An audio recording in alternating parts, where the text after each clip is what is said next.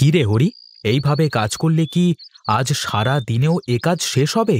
একটু হাত চালিয়ে কাজগুলো কর দেখি। কি যে বলো দাদা, হাত না চালিয়ে কি আমি বসে আছি নাকি?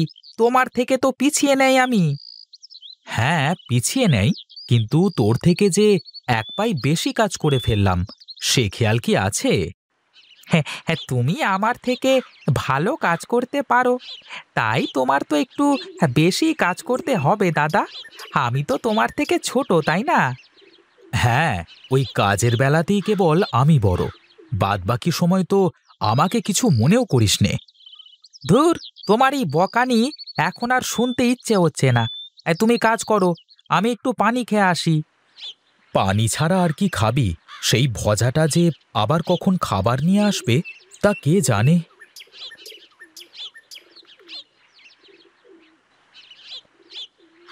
দাদা, ও দাদা, আমি তোমাদের জন্য খাবার নিয়ে এসেছি। এত সময় লাগলো খাবার নিয়ে আসতে? এখন ভাত খেয়ে আবার কাজ করে কখন মানুষ শুনি? দে দে ভাই, খুব খিদে পেয়েছে, আগে খেয়ে নি। না ভজা, তুই ওই গাছের নিচে গিয়ে বস। আমি আর হরি এই পায়টা শেষ করে তারপর খাবো। তুমিও না দাদা, পারো বটে। খিদে মনে হচ্ছে আমার একারই লেগেছে। তোমার মনে হয় খিদে লাগে না?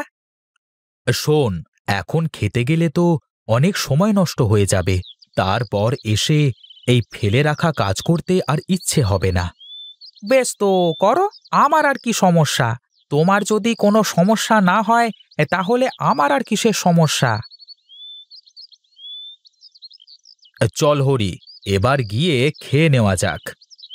হ্যাঁ হ্যাঁ, তোমার তো শেষ, আমার এইটুকু শেষ হোক আগে। চলো দাদা, আমারও শেষ। আচ্ছা দাদা, তোমরা কিসের চাষ করবে এবার জমিতে? এবার বেগুন লাগাবো রে। তোকে কিন্তু সকাল সন্ধ্যা জমিতে এসে পাখি খেদাতে হবে। হ্যাঁ ঠিক আছে দাদা, এ আর কঠিন কি কাজ? আমি রোজ এসে সকাল সন্ধ্যা পাখি তাড়িয়ে যাব। হ্যাঁ, ও কি করে পাখি খেদাবে দাদা? ও কি চোখে দেখতে পায় নাকি? ওরে পাগল, চোখে দেখা লাগবে না, জমিতে বসে চড়ে চড়ে টিন বাজালেই পাখিরা সব উড়ে যাবে। আরে তোমার মাথায় তো বেজায় বুদ্ধি দাদা। এত বুদ্ধি নিয়ে তুমি রাতে ঘুমাও কেমন করে? আচ্ছা দাদা, তোমরা জমিতে কি বাইরের সার দেবে নাকি? সার না দিলে কি জমিতে ফসল হবে নাকি? না মানে, আমি বলছিলাম যে দাদা, তোমরা যদি আমার কথা শুনতে, তাহলে আমি তোমাদের একটা বুদ্ধি দিতাম। ওই দেখো, এই যে জীবনে চাষই করলো না, সেও আজ আমাদের বুদ্ধি দিতে চায়। আচ্ছা আচ্ছা হরি, তুই একটু থাম তো, ও কি বলতে চায় আগে শোন। আমার খাওয়া শেষ, আমি গেলাম। তুমি ওর কথা শোনো, আমি গিয়ে কাজ করি।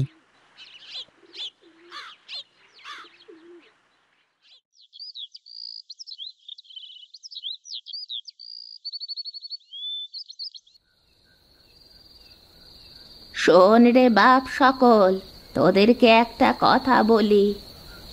হ্যাঁ মা, বলো কি বলবে। তোরা তিন ভাই, আমার তিন সোনার টুকরো। তোরা কখনো আলাদা হবি না বাবা, সব সময় একসাথে থাকবি। কিন্তু মা, আমরা কি সারা জীবন ভজাকে টেনে বেড়াবো? শোন রে বাপ, ভজা আমার ছেলে। ও চোখে দেখতে পায় না বলে সবাই ওকে নিয়ে কত কথা বলে, কিন্তু আমার ভজা খুব ভালো মানুষ। আচ্ছা হরি, তুই সব সময় এত অধৈর্য কেন? আগে মায়ের কথা সব শোন, তারপর কথা বল। আচ্ছা আচ্ছা আচ্ছা, মা, বলো তুমি। তোরা কি জানিস বাবা, তোদের মধ্যে কে বেশি বুদ্ধিমান? দাদা তো সবার বড়, তাই দাদার বুদ্ধি আমাদের থেকে বেশি। আচ্ছা, তোরা এক কাজ কর বাবা, তোরা যে জমিতে চাষ করবি, সেই জমিতে এক কোণে ভজাকেও একটু চাষ করতে দিবি। তিন ভাই জমির তিন দিকে আলাদা আলাদা চাষ করবি, দেখি কার ভাগে ফসল ভালো হয়। ফসল ভালো হলেই সে বুদ্ধিমান হয়ে যাবে নাকি মা? এখন তা বলতে পারছি না, তোরা আগে চাষ কর, তারপর সব বলবো। এখন অনেক রাত হলো, চল সবাই ঘুমিয়ে পড়ি।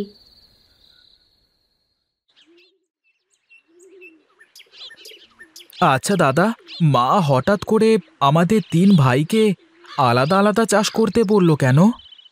আমি কি আর জানি অত সব? কি ভেবে বলেছে তা মাই বলতে পারবে।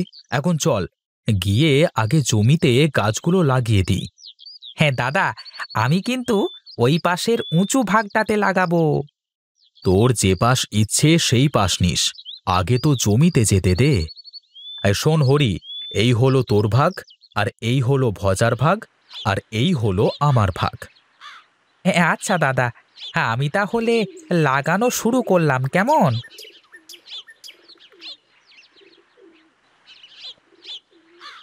কি রে ভজা, ঠিকঠাক লাগাচ্ছিস তো?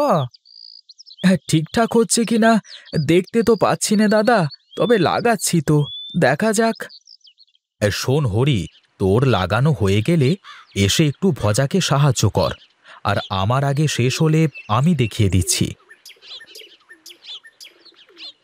মা, আমি তো চোখে দেখতে পাইনে, তুমি আমাকে দাদাদের সাথে চাষ করতে কেন বললে? এমনিতেই রে বাবা, তুই তো আর চাষ করতে পারবি না ওদের সাথে, কিন্তু ওরা যাতে তোকে ফেলতে না পারে কখনো, তাই আমি ওদের বোঝানোর জন্য বলেছি। কিন্তু মা, আমি কি পারবো নাকি দাদাদের মতো চাষ করতে? শোন বাবা, আমি যেভাবে বলবো সেভাবে কাজ করবি, তারপর দেখা যাবে। তাহলে আমার আর কোনো চিন্তা নেই মা, তুমি পাশে থাকলে আমার কিছুতেই ভয় লাগে না। তুমি কি তোমার ছোট ছেলেকে বুদ্ধি দিচ্ছ মা, যে কি করে আমাদের থেকে ভালো ফসল ফলাতে পারে? হ্যাঁ দাদা, দেখো, তোমাদের থেকে ভালো ফসল হবে আমার ভাগে, মা আমাকে তাই শেখাচ্ছে। ঠিক আছে ঠিক আছে, সে সময় হলেই দেখা যাবে, মুখের কথায় কি যায় আসে, তাই না? এ ঠিক বলেছ। হেসো না দাদা, তোমাদের থেকে আমার জমিতে ভালো ফলন হবে। আরে যা যা, এই কত বড় বড় চাষি দাদার কাছে হার মানলো, আর তুই তো তুই, হ্যাঁ দেখা যাবে দেখা যাবে। মন খারাপ করিস নে বাপ, তুই তোর কাজ করে যা, দেখবি তুই ভালো কিছু করেছিস। ঠিক আছে মা, এখন তাহলে আমি একটু জমি থেকে ঘুরে আসি।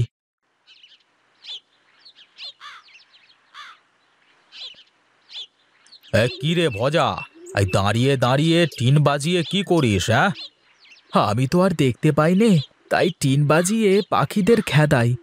প্রকাশদার কণ্ঠ মনে হচ্ছে। হ্যাঁ রে, হ্যাঁ, তুই চোখে দেখতে না পেলেও তুই যে সবার কথা শুনে চিনতে পারিস, এটা ভালো লাগে। চোখ দুটোই না হয় নষ্ট দাদা, মন তো আর নষ্ট না।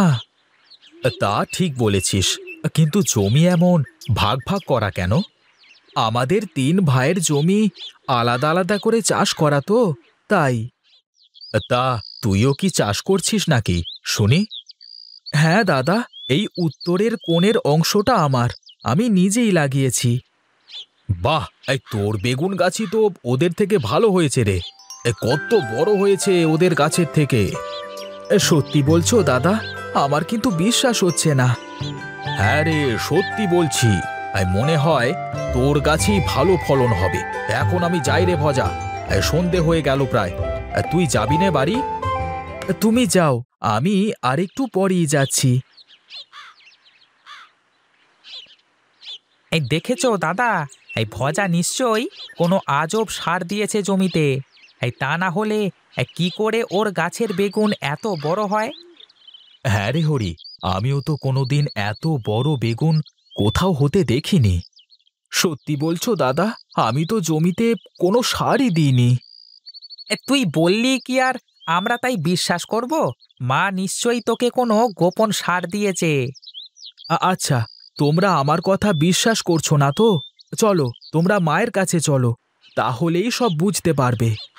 তা তো যাবই, কিন্তু তুই যদি মিথ্যে বলিস তাহলে কিন্তু তোর খবর আছে বলে দিলাম। আচ্ছা দাদা, ঠিক আছে, কিন্তু আমাকেও তোমাদের একটা কথা দিতে হবে। আমার কথা যদি সত্যি হয় তাহলে তোমরা আমাকে কখনো একা করে দেবে না। তোকে তো একা কোনোদিনও করতে পারবো না রে পাগল। এই চল, আগে মায়ের কাছে যাই।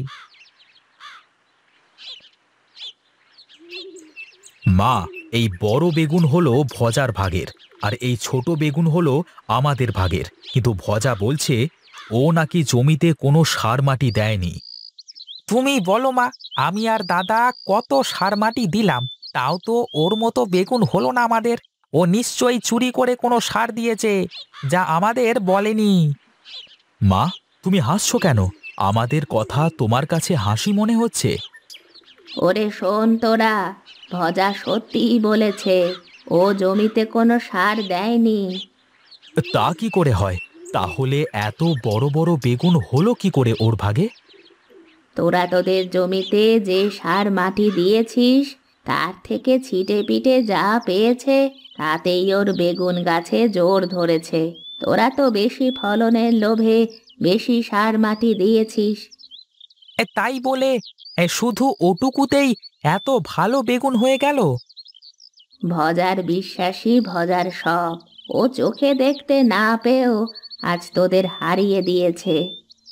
তুমি আসলে আমাদের কি বোঝাতে চাও মা? একটু খুলে বলবে? ওরে শোন, ভজা আমার ছেলে, তোরাও আমারই ছেলে। ও চোখে দেখতে পায় না। তোরা দুজনে যাই করবি, একটু একটু করে ওকে দিলে ওর তোদের থেকে বেশি হয়ে যাবে। তার প্রমাণ হলো এই বেগুন চাষ। বলো কি মা, তার মানে ভজা সত্যিই বলেছিল? হ্যাঁ রে বাবা, ও তো ঠিক মতো পানিও দেয়নি জমিতে। তোরা যে পানি দিছিস ওতেই ওর ভাগ ভিজে গেছে। একসাথে থাকলে যে এই উপকার। তাতে আমাদের তো লস হয়ে গেল, আর ভজা তো লাভ হয়ে গেল। ভজা তো নিজে কিছু করতে পারবে না, সব তো তোদেরকেই দেখতে হবে। তোরা শুধু ওকে সাথে রাখিস বাবা, তাহলেই দেখবি ও তোদের অনেক উপকারে আসবে। দাদা, আমার ভাগের সব বেগুন আমি তোমাদের দিয়ে দিলাম, আর তাছাড়া আমি তো সব দেখে শুনে তুলে বিক্রি করতে পারবো না, তাই এই দায়িত্ব তোমাদেরই নিতে হবে। ঠিক আছে রে ভাই, আমি সব বুঝতে পেরেছি। মা, তুমি চিন্তা করো না, আজ থেকে আমরা 3 ভাই একসাথেই থাকবো সব সময়। শোন বাবা, 10 মিলে করি কাজ, হারি জিতি নাহি লাজ। ভজা তোদের সাথে হাত বাঁধলেই তোরা অনেক কিছু সহজে করে ফেলতে পারবি। ঠিক আছে মা, তুমি কোনো চিন্তা করো না। আজ থেকে আমাদের আর কেউ কখনো আলাদা করতে পারবে না। ভজাকে আমরা 2 ভাই সব সময় আগলে রাখবো।